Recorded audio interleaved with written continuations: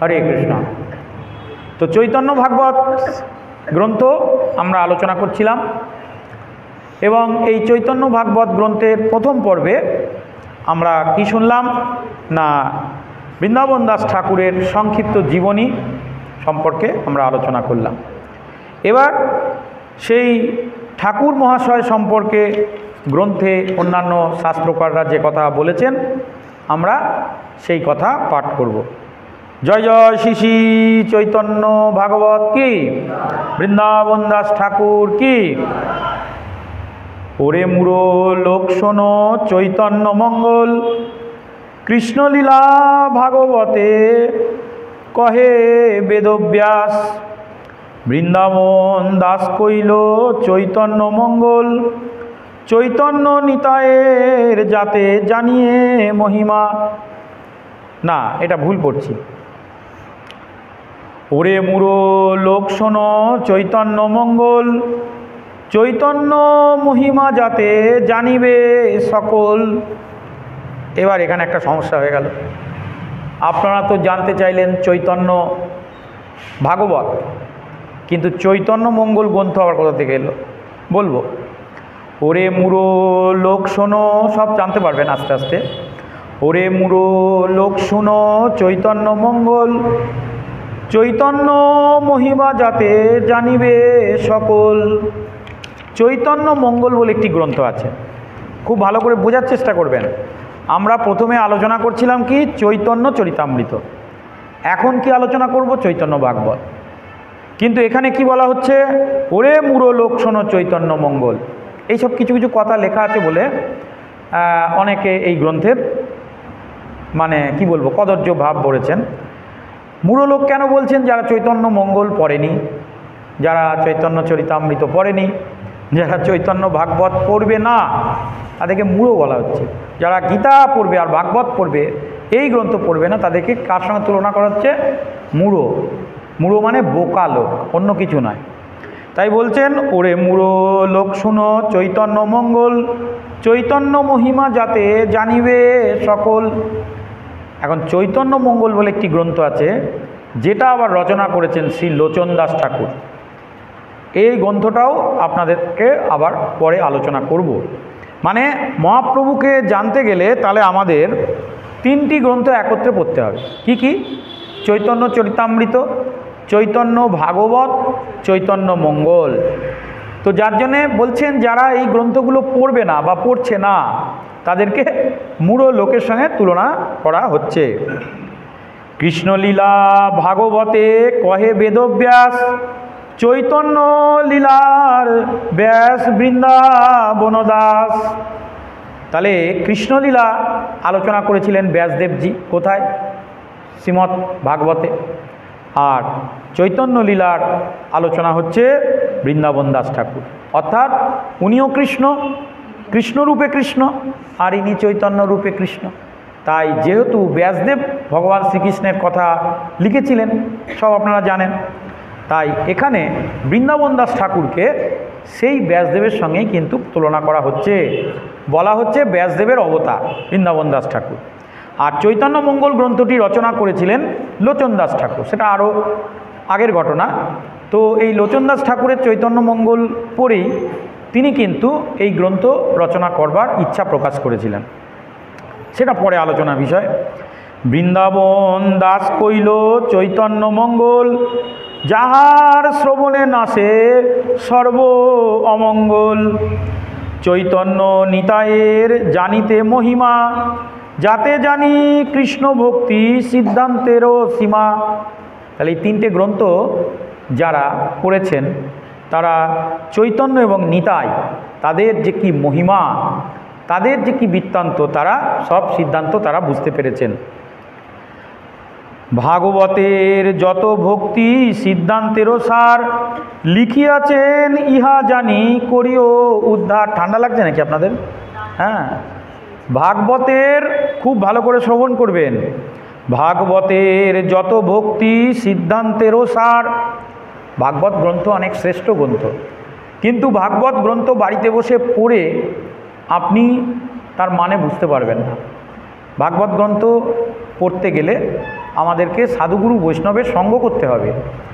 আর ভাগবত গ্রন্থের যত ভক্তি সিদ্ধান্তের যে সার, মানে ভাগবত পড়লে আপনি ভাগবতের মানে বুঝতে পারবেন না, কিন্তু ভাগবত প্রসঙ্গে আমাদের চৈতন্য চরিতামৃত গ্রন্থে, তারপরে চৈতন্য ভাগবত গ্রন্থে যারা টিকা বা যে সমস্ত কথা লিখে গেছেন, একই শ্লোক বাংলায় করে গেছেন, সেইগুলো কিন্তু আপনাদের ভক্তির সার, ভক্তির মহিমা আপনারা জানতে পারবেন। যার জন্য বলা হচ্ছে ভাগবত যত ভক্তি সিদ্ধান্তেরও সার, লিখিয়াছেন ইহা জানি করিয়া উদ্ধার।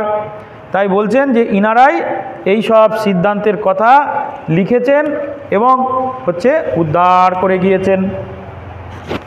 চৈতন্য মঙ্গল শুনে যদি পাষণ্ডী যবন, শ্রবণ করবেন ভালো করে, চৈতন্য মঙ্গল শুনে যদি পাষণ্ডী যবন, সে মহা বৈষ্ণব হয় অনু ততক্ষণ। জয় জয় শ্রী শ্রী চৈতন্য ভাগবত কি।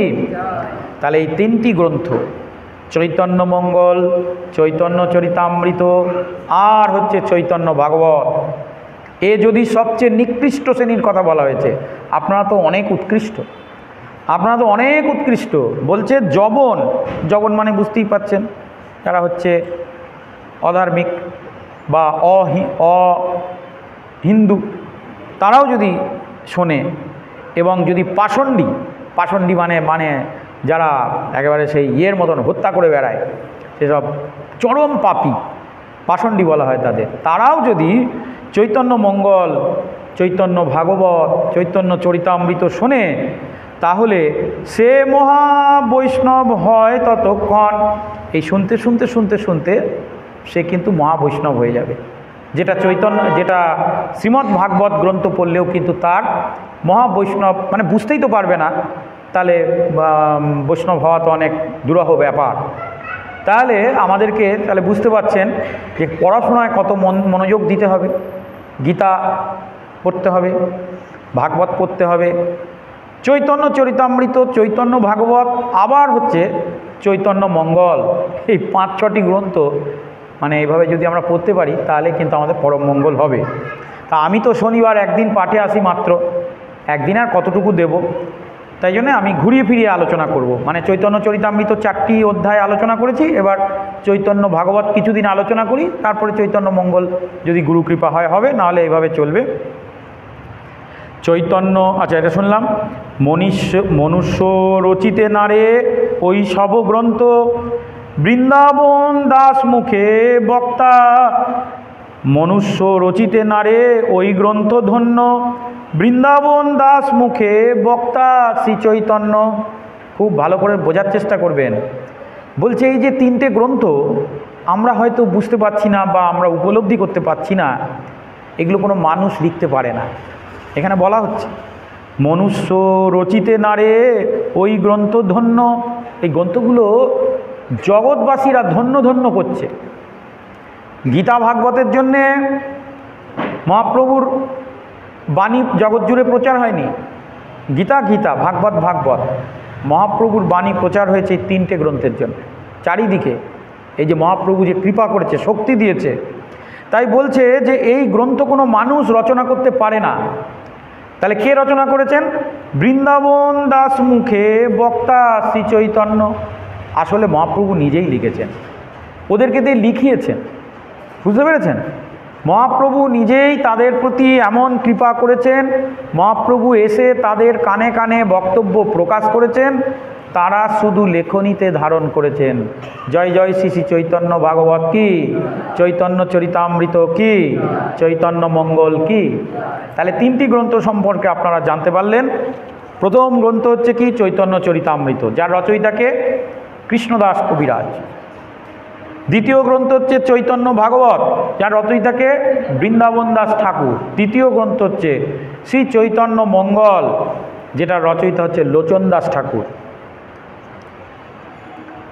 মনুষ্য রচিত নারে ওই গ্রন্থ ধন্য, বৃন্দাবন মুখে বক্তা শ্রী চৈতন্য। বৃন্দাবন দাস পদে কোটি নমস্কার, ওই গ্রন্থ করিতে হো তরিলা সংস্কার। তাহলে ওই গ্রন্থকে আবার নতুন করে সংস্কার করবার জন্যে, কোন গ্রন্থ? ওই যেটা হচ্ছে চৈতন্য মঙ্গল।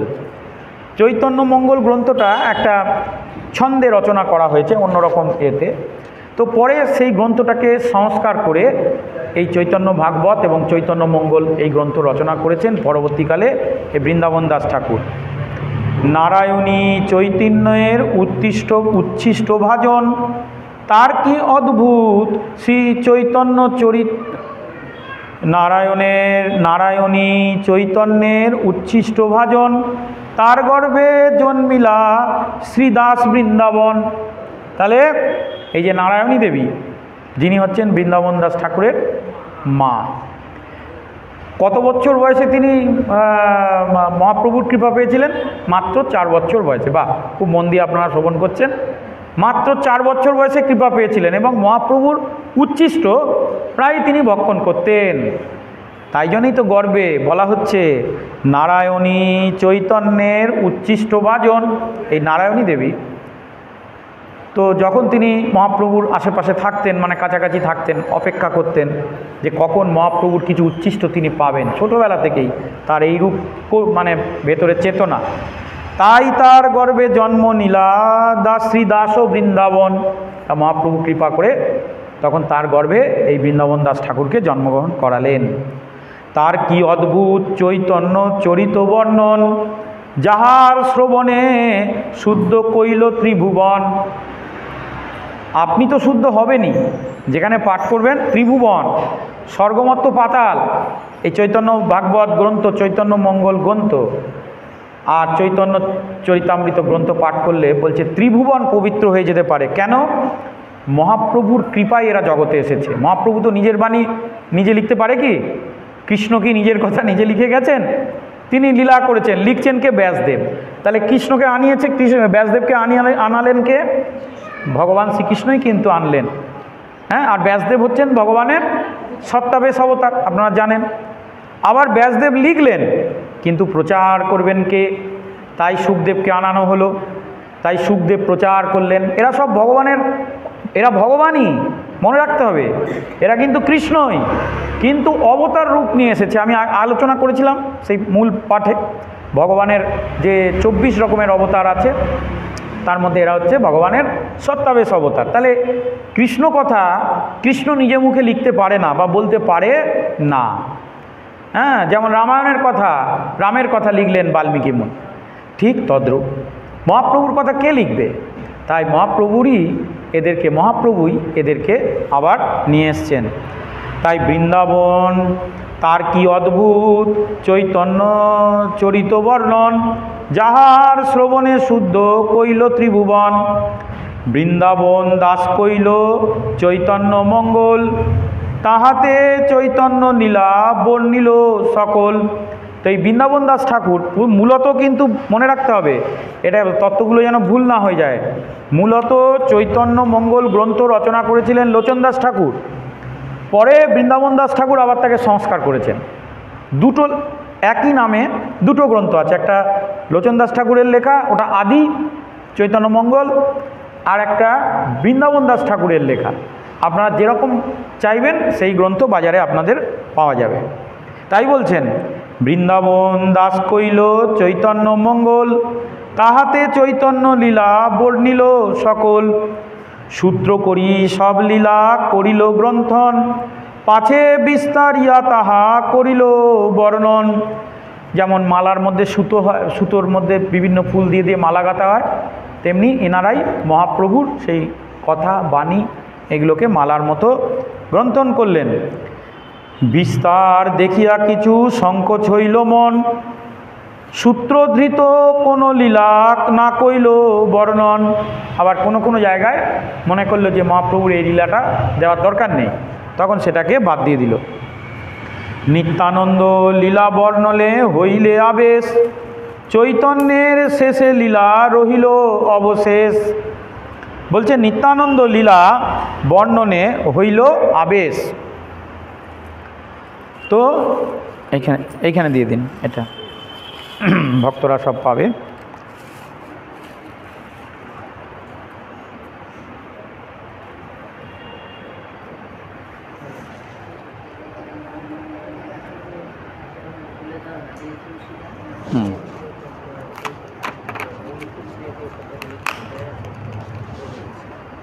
ওটার মধ্যে দিয়ে দিন।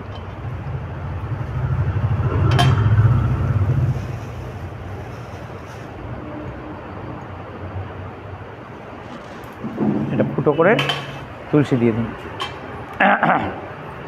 তাহলে হ্যাঁ লাস্টে ছেড়ে দেওয়া হবে। তাহলে কথা হচ্ছে, হরে কৃষ্ণ,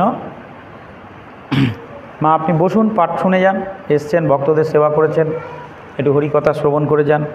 হরে কৃষ্ণ। আচ্ছা ঠিক আছে, এটা আমি এখানে বসুন, এখানেও বসতে পারেন, বসুন। তো কথা হচ্ছে বিস্তার, আচ্ছা, নিত্যানন্দ লীলা বর্ণনে হইলে আবেশ, চৈতন্যের শেষ লীলা রহিল অবশেষ। বৃন্দাবন দাসের পাদ পদ্ম পরিধান, তার আজ্ঞা লইয়া লিখি যাহাতে কল্যাণ। চৈতন্য লীলাতে ব্যাস বৃন্দাবন দাস, তার কৃপা বিনে নাহি অন্যে হয় প্রকাশ। এইভাবে বর্ণনা করা আছে। তো বৃন্দাবন দাস নারায়ণীর নন্দন, চৈতন্য মঙ্গল জিও তাহারও রচন। ভাগবতে কৃষ্ণলীলা বর্ণিল বেদব্যাস, চৈতন্য লীলাতে ব্যাস বৃন্দাবন দাস। তাহলে আমরা আগেই কথা শ্রবণ করেছি, আর ব্যাখ্যায় যাচ্ছি না। চৈতন্য লীলার ব্যাস দাস বৃন্দাবন, তাগাহার আজ্ঞায় করো তাহা উচ্ছিষ্ট চর্বণ। বলছে উচ্ছিষ্ট যেমন চর্বণ করে, উচ্ছিষ্ট চর্বণ জানেন তো? উচ্ছিষ্ট চর্বণ মানে ভক্তরা চিবিয়ে যেটা ফেলে দেবে, ওইটাকে আবার আপনি চিবাবেন, এটাকে বলে উচ্ছিষ্ট চর্বণ। তো মহাপ্রভুর পরম পার্ষদ এই যে এনারা, যা এটাকে জিহ্বার দ্বারাই তো এইগুলো রচিত হয়েছে, তো এটা কিন্তু খারাপভাবে নেবেন না। তা এই যে আমরা এই কথাটা বলছে, এটা ভক্তি মার্গের রাগানুগা অনুরাগ অভিমান দিয়ে এইগুলোকে গ্রহণ করতে হবে। যে এই যে কথাগুলো, এনাদের যে মুখের কথা বা মুখের বাণী, সেই মুখের বাণীটা আমরা যদি শুধু আওড়াই, মানে শুনি বা বলি, তাহলেই কিন্তু এটা আমাদের উচ্ছিষ্ট চর্বণের মতন মনে করতে হবে। যে আমি তাহাদের বলা কথাগুলো জাস্ট পাঠ করছি, আমি বক্তাও নই, আমি পাঠকও নই, তাহলে কিন্তু আবার অন্য ব্যাপার হয়ে যাবে। উচ্ছিষ্ট চর্বণ কে করে? অধম। উত্তম চর্বণ করে, আর যে মানে তার শিষ্য বা যারা তারা চর্বণ করে। সেরকম বৃন্দাবন দাস ঠাকুর, কৃষ্ণদাস কবিরাজ বা এনারা যা লিখে গিয়েছেন, সেগুলোকে জাস্ট আমরা অধ্যয়ন করছি উচ্ছিষ্ট চর্বণের মতো। এই ভাব আমাদের কিন্তু বিশেষ করে পাঠকের মনে, শ্রোতাদের কোনো অসুবিধা কিছু নাই, তারা তো যা পারছে তাই শুনছে, কিন্তু পাঠকের মনের মধ্যে অহংকার এসে যাতে না যায়, তাই জন্য বলা হচ্ছে কি, খুব ভালো করে শ্রবণ করবেন। চৈতন্য লীলার বাস ব্যাস দাস বৃন্দাবন, তার আজ্ঞায় করো তার উচ্ছিষ্ট চর্বণ। তার কাছ থেকে আজ্ঞা নিয়ে উচ্ছিষ্ট চর্বণ করার মতন এইগুলোকে জাস্ট বলে যাও। এখানে নিজের বক্তব্য বেশি দরকার নেই। নিজের বক্তব্য প্রকাশ করলে আবার প্রসঙ্গ অন্যরকম হয়ে যেতে পারে, কারণ এক একজন মানুষের এক এক রকম ভাব। তো ভক্তি করি শিরে ধরি তাহারও চরণ, শেষ লীলার সূত্রে ইহা করিব বর্ণন। কেন এই কথাগুলো বলা হলো, এগুলো একদম শেষে গিয়ে বর্ণনা করা হবে। সহজে বিচিত্র মোহদূর চৈতন্য বিহার, বৃন্দাবন দাস মুখে অমৃতেরও ধার। তো মহাপ্রভু তার এই যে অপূর্ব সুন্দর লীলা, যার আবির্ভাব আর কিছুদিনের মধ্যেই শুরু হবে, আর মহাপ্রভুর আবির্ভাব প্রসঙ্গে অনেক জায়গায় অনেক অনুষ্ঠান কিন্তু শুরু হয়ে গেছে। দোল পূর্ণিমা আসছে, পূর্ণিমারও কুহু দিনে মহাপ্রভু আবির্ভাব হয়েছিলেন। তো সেই অপূর্ব সুন্দর 14 তারিখ পড়েছে না, 14ই শুক্রবার, 14ই মার্চ মহাপ্রভুর আবির্ভাব তিথি। আপনারা সকলে পালন করবেন দুপুর 12টা অবধি উপবাস করে।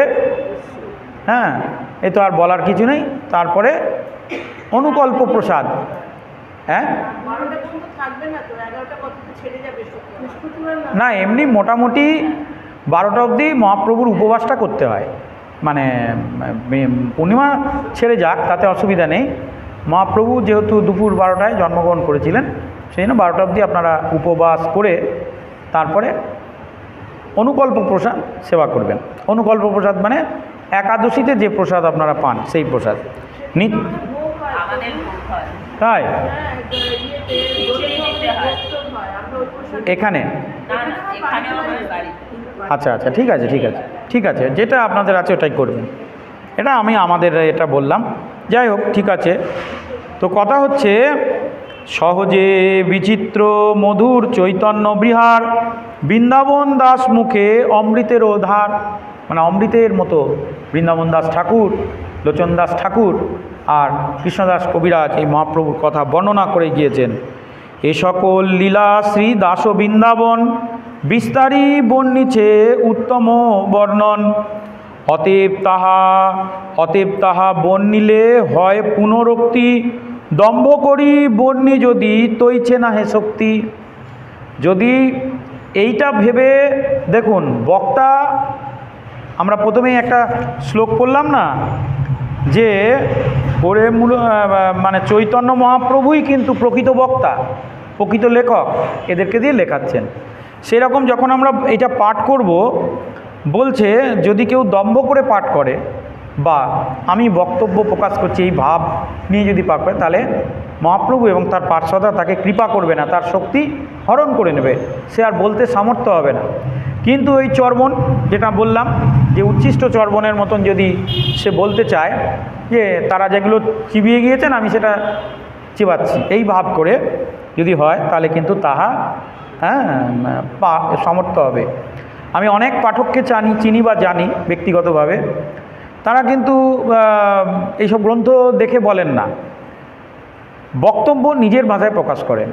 কিন্তু আপনারা শাস্ত্র থেকে বুঝতে পারছেন যে এতে অহংকার চলে আসে। আমিও বলতে পারি নিজের ভাষায়, নিজের ভাষা পরে আগে মূল ভাষ্য হচ্ছে যেটা তারা লিখে গিয়েছেন, আগে চর্বণ করে নিই, এবার আমি চেবানোর পর কী রস পেলাম সেটা হয়তো আপনাদের একটু বললাম। কিন্তু মূল গ্রন্থ থেকেই সর্বদা শ্লোক এবং তাৎপর্য সব কিছু ব্যাখ্যা করা উচিত, এতে কোনো অপরাধ হয় না। না হলে কি হয়, অতএব তাহা বর্ণিলে হয় পুনরোক্তি, দম্ভ করি বর্ণি যদি তৈছে নাহি শক্তি। মহাপ্রভু আস্তে আস্তে তার সব শক্তি কেড়ে নেবে যদি নিজের ভাষায় নিজে দম্ভ করে এই সব কথা আমরা বর্ণনা করি। চৈতন্য মঙ্গল যাহা করিলে বর্ণন, সূত্ররূপে সেই লীলা করে সূচন। তার সূত্রে আছে তেহ না কইল বর্ণন, যথা কিঞ্চিত করি সেই লীলা কথন। অতএব তার পায়ে করি নমস্কার, তার পায়ে অপরাধ না হোক আমার। জয় জয় শ্রী শ্রী চৈতন্য ভাগবত কি, বৃন্দাবন দাস ঠাকুর কি। বৃন্দাবন দাস প্রথম যে লীলা বর্ণিল, সেই সব লীলার আমি সূত্রমাত্র কইল।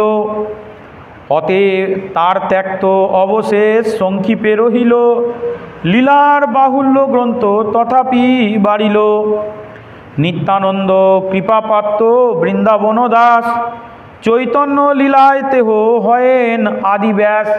আমরা আগেই বর্ণনা করলাম এটা তার কথা থেকে যে বৃন্দাবন দাস ঠাকুরের গুরুদেব কে ছিলেন, নিত্যানন্দ প্রভু। জয় জয় শ্রী শ্রী নিত্যানন্দ প্রভু কি। আহা, যেমন গুরু তার তেমনই কিন্তু শিষ্য, তাই একে আদি ব্যাস বলা হচ্ছে। তার আগে যদ্যপি সব লীলারও ভাণ্ডার, তথাপি অল্প বর্ণিলা ছাড়িলেন আর। যে কিছু বর্ণিল এই সংক্ষেপ করিয়া, লিখিতে না পারেন তবু রাখিছেন লিখিয়া। যতটা পেরেছেন তিনি লিখে গিয়েছেন। আগে তো এত সুযোগ সুবিধা গ্রন্থ রচনার এত কিছু সুবিধা ছিল না, যতটা পেরেছেন তারা কষ্ট করে লিখেছেন। চৈতন্য মঙ্গলেতেহ লিখিয়াছেন স্থানে স্থানে, সেই সব বচন শুনো সেই সব প্রমাণে। এখানে সেই সব প্রমাণগুলো দেওয়া হবে। সংক্ষেপে কহিলু বিস্তার না যায় কথন, বিস্তারিয়া ব্যাসদেব করিল বর্ণনে। তো সংক্ষেপে বলা হলো, এখানে পরবর্তীকালে বিস্তারিত করা হবে। চৈতন্য মঙ্গলে ইহা লিখিয়াছেন, আচ্ছা এটা হলো চৈতন্য লীলামৃত সিন্ধু দুগ্ধাদি সমান, তৃষ্ণারূপী ঝাড়ি ভারী দেহ কইলা পান। একে অমৃত বা দুগ্ধের সমান তুলনা করা হয়েছে। চৈতন্য মহাপ্রভুর যে বাণী বা কথা, এটাকে দুগ্ধের সঙ্গে তুলনা করা হচ্ছে। যার দুগ্ধ পিপাসু যারা, তারা গ্রহণ করবেন। তার ঝাড়ি শেষামৃত কিন্তু মোরে দিলা, অতেক ভরিল পেট তৃষ্ণা মোর গেলা। যে মহাপ্রভু কৃপা করে আমাকে এই যে অপূর্ব সুন্দর সুন্দর জিনিস দিলেন, তাতে আমার জীবনের যে তৃষ্ণা আমাদের মিটছে না, জীবন তৃষ্ণা মিটছে না। তো এই তিনটে গ্রন্থ পাঠ করলে বলা হচ্ছে যে আমাদের সকলের সেই জীবনরূপ তৃষ্ণার কিন্তু মিটে যেতে পারে। জয় জয় শ্রী শ্রী চৈতন্য ভাগবত কি।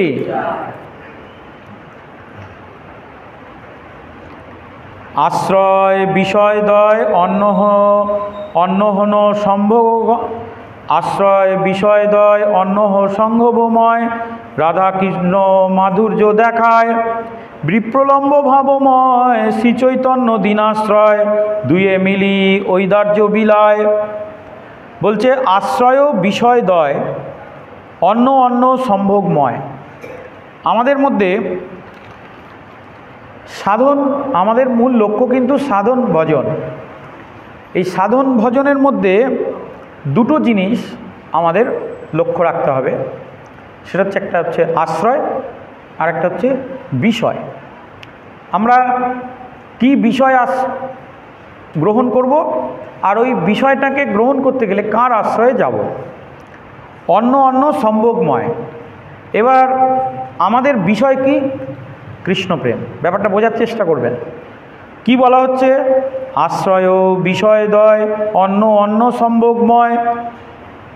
যে আমাদের মূল বিষয়বস্তু হচ্ছে দুটি, আশ্রয় আর বিষয়। এখানে প্রথম লক্ষ্য রাখতে হবে যে বিষয়টা কি। আপনার বিষয় যদি জাগতিক উন্নতি করা হয়, তাহলে তার আশ্রয় কিন্তু এটা নয় যে চৈতন্য চৈতামৃত করলে বা মহাপ্রভুর সঙ্গ করলে যে আমার বিষয় আশয় বাড়বে, অনেক ধন সম্পদ হবে, ওটা বিষয় নয়। তার বিষয় আলাদা। বিষয় হচ্ছে আমাদের কৃষ্ণপ্রেম, বিষয় হচ্ছে আমাদের কি? কৃষ্ণ ভক্তি। তাহলে যেহেতু কৃষ্ণপ্রেম মূল লক্ষ্য, কৃষ্ণ ভক্তি মূল লক্ষ্য, তার জন্য আমাদের আশ্রয় গ্রহণ করা। বুঝতে পেরেছেন? তো এই দুটো বিষয়। আর বাকি আছে জীবনে যা কিছু, তার জন্যে অন্যান্য আশ্রয় আছে। যেমন ধরুন আপনার পয়সার প্রয়োজন, তার জন্য আপনি অন্য কোনো আশ্রয় গ্রহণ করুন। আপনার বাড়ি ঘরের প্রয়োজন, তার জন্য আপনাদের অন্য কিছু আশ্রয় গ্রহণ করুন। কিন্তু যদি ভক্তি প্রেম এইসব বিষয় হয়, তাহলে মহাপ্রভুর পার্শ্বদের আশ্রয় গ্রহণ করতে হবে। রাধাকৃষ্ণ মাধুর্য দেখায় বিপ্রলম্ব ভাবময়, শ্রীচৈতন্য দীনাশ্রয় দুয়ে মিলি ঐদার্য বিলয়। তাহলে যারা আশ্রয় গ্রহণ করেছেন মহাপ্রভুর কোনো পার্শ্বদের চরণে বা ভক্তদের চরণে, বিপ্রলম্ব ভাবময়, এই গ্রন্থ পড়তে পড়তে কৃষ্ণ প্রেমে প্লাবিত হয়ে নাম গান রস লীলা ইত্যাদিতে সে এমনই অবস্থা হয়ে যাবে, তার বিপ্রলম্ব ভাব এসে যাবে। বিপ্রলম্ব ভাব ভক্তি জীবনের সর্ব উৎকৃষ্ট ভাব, যেটা মহাপ্রভুর মধ্যে হতো। আমাদের ভক্তি জীবনের অনেক রকমের পথ আছে, আপনারা জানেন। সেটা হচ্ছে রাগানুগা ভক্তি হচ্ছে তার মধ্যে সর্বোত্তম। এই রাগানুগা ভক্তির মধ্যে একটা বিপ্রলম্ব ভাব আছে, যে বিপ্রলম্ব ভাবে গেলে ভগবানের সাথে সে একাত্মা হয়ে যায়, ভগবানকে দর্শন করে মুহুর্মুহু, ভগবানের বংশীধ্বনি মুরলীধ্বনি এবং এইসব সে দেখে বা শুনতে পায়। সাধারণ লোকে তাকে তখন পাগল ঠাউরায়, কারণ তার তো সে ভাব নেই। সেই জন্যে তো এই যে বিপ্রলম্ব ভাবময় শ্রী চৈতন্য দীনাশ্রয় কখন হবে?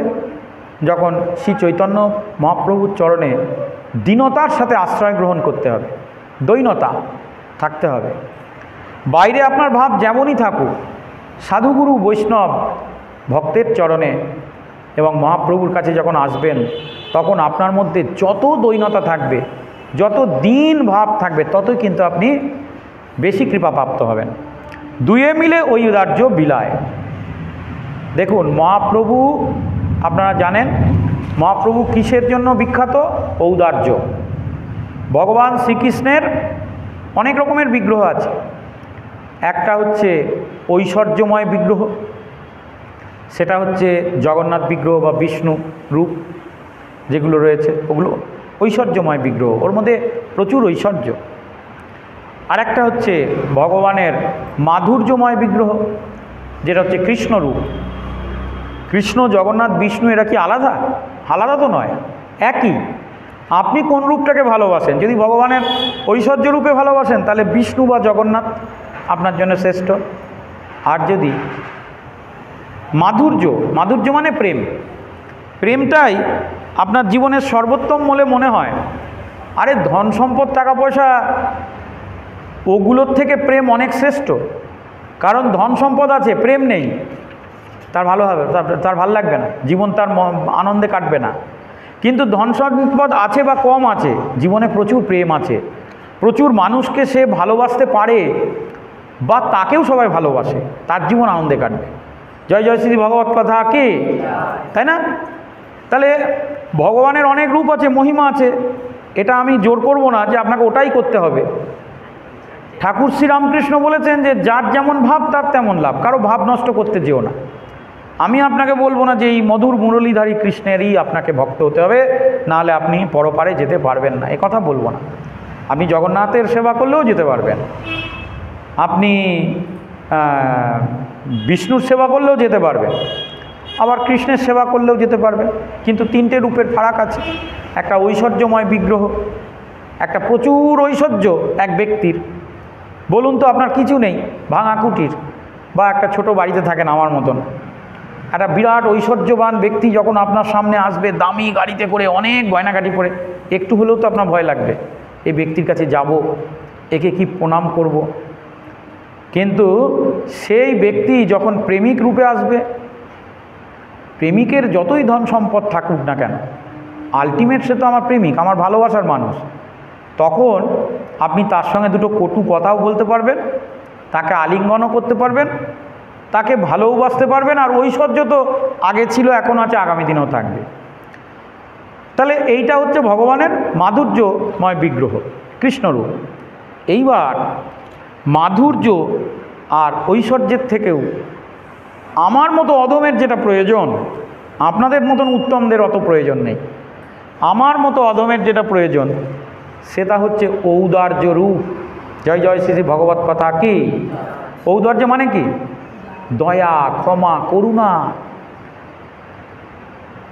হ্যাঁ, ভগবান বিষ্ণু, ভগবান শ্রীকৃষ্ণ, এরা ঐশ্বর্য আছে, প্রেম আছে, সব কিছু আছে, কিন্তু জানেন তো এরা কর্মের অধীন।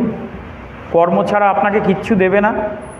কৃষ্ণের কাছে গেলে যদি বলেন কৃষ্ণ আমি তোমাকে ভালোবাসি, বলবে ক মালা জপ করো, ক মালা জপ করো, বলে 16 মালা।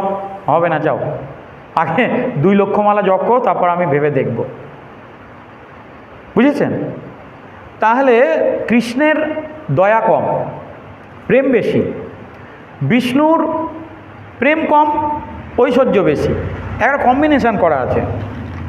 আর কলিযুগের পাবন অবতার শ্রী শ্রী চৈতন্য মহাপ্রভুর মধ্যে ঐশ্বর্য ভাবও নেই, কৃষ্ণের মতো মাধুর্য ভাবও নেই, আছে কি? ঔদার্য, দয়া, ক্ষমা, করুণা। আমাদের কলিযুগের ওইটাই তো প্রয়োজন। আমাদেরকে পবিত্র, বিরাট পুণ্যবান হয়ে তারপর ভগবানের কাছে যাব, এত সময় কলিযুগের মানুষের কাছে নেই। এটা সত্যযুগ নয়। এ যুগে মানুষ 1 লক্ষ বছর বাঁচে না, এ যুগে মানুষ 1000 বছর বাঁচে না, এই যুগে মানুষ বাঁচে কত? 100 বছর, তার মধ্যে আবার 50 বছর ঘুমিয়ে কাটায়।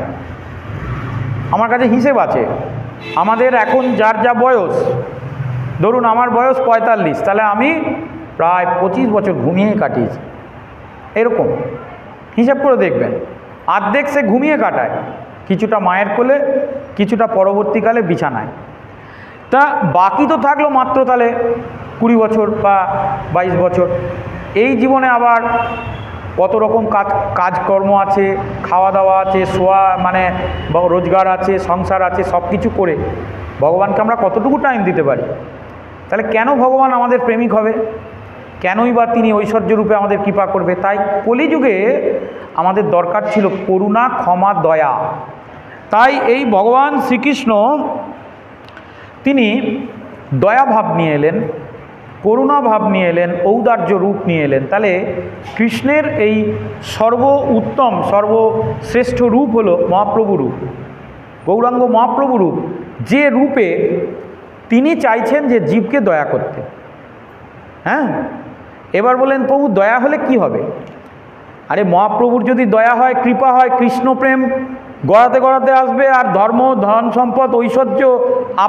আপনার কাছে কৃষ্ণ প্রেম, ঐশ্বর্যের কথা বলে দিই, যার কাছে কৃষ্ণ প্রেম থাকে, কৃষ্ণ প্রেম যার কাছে থাকে, ঐশ্বর্য, মান, যশ, প্রতিষ্ঠা তার চরণে ধুলায় গড়াগড়ি খায়, বলে আমায় নে, আমায় নে।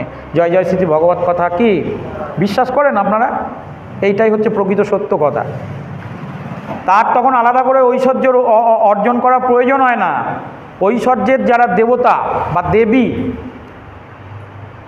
ধন সম্পদ, তারপরে মান যশ প্রতিষ্ঠার যারা দেবতা বা দেবী, তারা ওই প্রেম যার মধ্যে রয়েছে, মানে কৃষ্ণ প্রেম, তার চরণে গড়াগড়ি খায়। তারা বলে আমায় গ্রহণ করো, আমি প্রতিষ্ঠা, আমায় গ্রহণ করো, না হলে প্রতিষ্ঠা হবে না। তুমি যখন প্রতিষ্ঠাকে গ্রহণ করবে তখন প্রতিষ্ঠা হবে। তুমি যখন ঐশ্বর্যকে গ্রহণ করবে তখন ঐশ্বর্যের মান হবে, যে না, ঐশ্বর্য দিয়েও ভালো কাজ করা যায়, না হলে এই বড় বড় বার, রেস্টুরেন্ট আর বড় বড় শপিং মল তৈরি হবে ঐশ্বর্য দিয়ে। তাই ঐশ্বর্যের যে দেবতা বা দেব, তারা চায় না মনে করছেন যে একজন প্রেমিক ভক্ত যার মধ্যে কৃষ্ণ প্রেম আছে, সে তো চায় ঐশ্বর্য আপনার চরণে লুটাপুটি খাবে। একটু কৃষ্ণ প্রেম প্রাপ্ত হয়ে দেখান। কখন হবে? যখন মহাপ্রভুর কৃপা হবে। তাহলে কৃষ্ণের কাছে গেলে কৃষ্ণ কৃপা করে না, বিষ্ণুর কাছে গেলে বিষ্ণু কৃপা করে না, কিন্তু মহাপ্রভু হচ্ছেন কৃপা করবার জন্যেই বারবার বলা হচ্ছে যে ভগবানের ঔদার্যময় দয়াময় রূপ হচ্ছে মহাপ্রভু। এবার আমরা যদি এই জিনিসটাকে অবহেলা করি, আমরা জন্মাষ্টমী করব কিন্তু গৌর পূর্ণিমা করব না, তাহলে কি হলো? মহাপ্রভুর প্রতি আমাদের অবহেলা দেখানো হলো। আমরা নৃসিংহ চতুর্দশী করব কিন্তু নিত্যানন্দ প্রভুর আবির্ভাব তিথি করব না, তাহলে তার প্রতি আমাদের অবহেলা করা হলো। তাহলে আমাদেরকে মনে রাখতে হবে যে মহাপ্রভুর কৃপা বিনা, কলিযুগে মহাপ্রভুর কৃপা বিনা কৃষ্ণ প্রেম, বিষ্ণু প্রেম, জগন্নাথ প্রেম, হ্যাঁ, এগুলো একেবারে মানে বলা বাহুল্য, এগুলো মানে পাওয়া সম্ভবই নয় কলিযুগের জীবের ক্ষেত্রে। তাই বলা হচ্ছে বিপ্রলম্ব ভাবময় শ্রীচৈতন্য দীনাশ্রয়, অর্থাৎ যারা বিপ্রলম্ব ভাব নিয়ে মহাপ্রভুর কাছে দীনতার সাথে কাঁদতে পারবেন, আশ্রয় গ্রহণ করতে পারবেন, দুয়ে মিলি ঐদার্য বিলায়, মহাপ্রভু তখন আপনাকে দয়া করবেন, কৃপা করবেন, এবং তখন তিনি তার নিজের ধামে নিয়ে যাবেন। জয় জয় শ্রী চৈতন্য ভাগবত কি। ভক্ত রায় রামানন্দ গৌরে ব্রজে যুবদ্বন্দ্ব, দেখে নিজে ভাবসিদ্ধ চক্ষে, সেই কালে রায় ভূপ কৃষ্ণের সন্ন্যাসী রূপ, নাহি পায় সাধকেরও লক্ষ্যে। বলছে ভক্ত রায় রামানন্দ গৌরে ব্রজে যুববৃন্দ দ্বন্দ্ব। রায় রামানন্দ প্রভু তিনি ব্রজলীলা যখন হয়েছিল, ভগবান যখন ব্রজধাম বৃন্দাবনে এসে লীলা করেছিলেন, তখন এই রায় রামানন্দ প্রভু তার পার্শ্বদ ছিলেন, কৃষ্ণের সাথে খেলা করতেন। পরবর্তীকালে গৌরলীলায় তিনি যখন আবার মহাপ্রভুর পার্শ্বদ হয়ে এসেছেন, দেখে নিজেও ভাবসিদ্ধ চক্ষে, তারা তো ভগবানের শুদ্ধ ভক্ত, আমাদের সঙ্গে তো তাদের তুলনা করা যায় না। তা তিনি যখন মহাপ্রভুর এই রূপ দেখছেন, বলছে দেখে নিজে ভাবসিদ্ধ চক্ষে, সেই কালে রায়ভূপ কৃষ্ণের সন্ন্যাসী রূপ, নাহি পায় সাধকেরও লক্ষ্য। বলছে বাবা, এখন আমরা হয়তো জিনিসটা উপলব্ধি করতে পারছি না, কিন্তু কল্পনার একটা মানদণ্ডে এনে চিন্তা করে দেখুন যে কৃষ্ণের সাথে লীলা করতেন একজন ভক্ত, তিনি আবার পরবর্তীকালে মহাপ্রভুর সাথে লীলা করতে এসেছেন, রায় রমানন্দ প্রভু। তিনি কৃষ্ণের রূপ দেখেছেন, গোপীদের সাথে লীলাবিলাস করেছে, যুদ্ধ করেছে, মহাভারতের যুদ্ধ করেছে, এইসব কত কাণ্ড কৃষ্ণ করেছে। আবার সেই কৃষ্ণ যখন এখানে এসে সন্ন্যাসী রূপ ধারণ করেছে, সন্ন্যাস নিয়ে কৃষ্ণ হা কৃষ্ণ করে কেঁদে বেড়াচ্ছে, নাহি পায় সাধকের লক্ষ্য, তার সাধন ভজন সব গুলিয়ে গেছে, বলছে এ আবার কি হচ্ছে, এ আবার কি হচ্ছে। হ্যাঁ, বুঝতে পেরেছেন ব্যাপারটা? সে আর মেলাতে পারছে না বিষয়টাকে, এ কি কথা, কৃষ্ণই এসে কৃষ্ণ করে বেড়াচ্ছে, এ কীরকম হলো। সে ব্রজলীলাও ছিল, আবার নবদ্বীপ লীলাতেও সে এসেছে, ফলে সে দুটোর সাথে মিল খুঁজে পাচ্ছে না। বলছে আরে তুমি তো কৃষ্ণ। বলছে হলে কি হবে, আমি তো এবার কৃষ্ণ রূপে আসিনি, আমি কৃষ্ণ নাম বিতরণ করবার জন্য সেই রূপে এসেছি।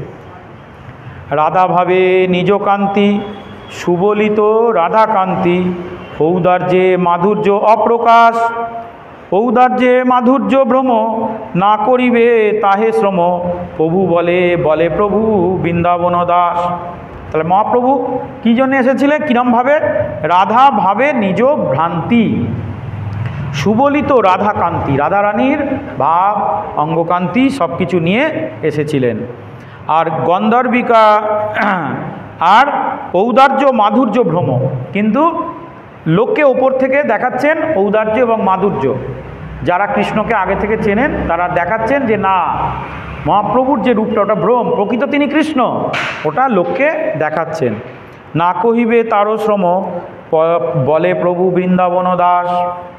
তো আজকে আমরা বৃন্দাবন দাস ঠাকুর বিরচিত এই চৈতন্য ভাগবত গ্রন্থ এখানেই বিরাম দিলাম। আবার দেখা হবে আগামী দিনে। সকলে ভালো থাকবেন, সকলের মঙ্গল হোক। আজকের ভাগবতী কথা এখানেই বিরাম হলো। হরে কৃষ্ণ।